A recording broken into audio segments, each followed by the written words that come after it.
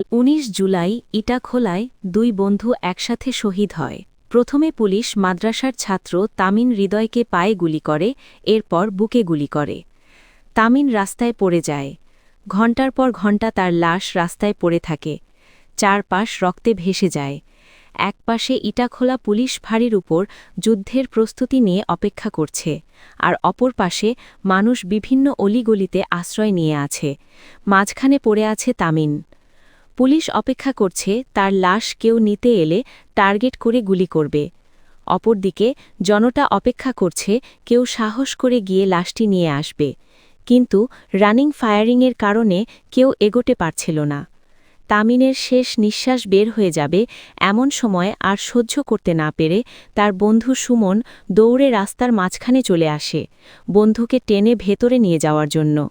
ঠিক তখনই পুলিশ তাদের টার্গেট পূরণ করে। সুমনের বুক বরাবর গুলি করা হয়। সেও বন্ধুর পাশেই লুটিয়ে পড়ে। একে অপরের দিকে তাকাতে তাকাতে দুজনেই শেষ নিঃশ্বাস ত্যাগ করে শহীদ হয়। জানি হয়তো সিনেমায় এমন হয়, হয়তো গল্পে এমন হয়, কিন্তু না, এটা আমাদের জুলাইয়ের অজানা ইতিহাস।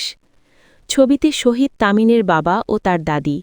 তামিনের মা যখন সে মাত্র 2 বছরের, তখনই তাকে ছেড়ে চলে যান। এরপর কোলেপিঠে করে এই দাদি তামিনকে বড় করেছেন। দাদি আমাদের কাছে অনেক কান্না করলেন। বলছিলেন, আমার বয়স 90 হয়ে গেল, কিন্তু আমার নাতিটার বয়স 17 হতেই চলে গেল। ওর জীবনের অংশ আমি পার করে ফেলতেছি। এটা ঠিক হইল না, এটা ঠিক হইল না।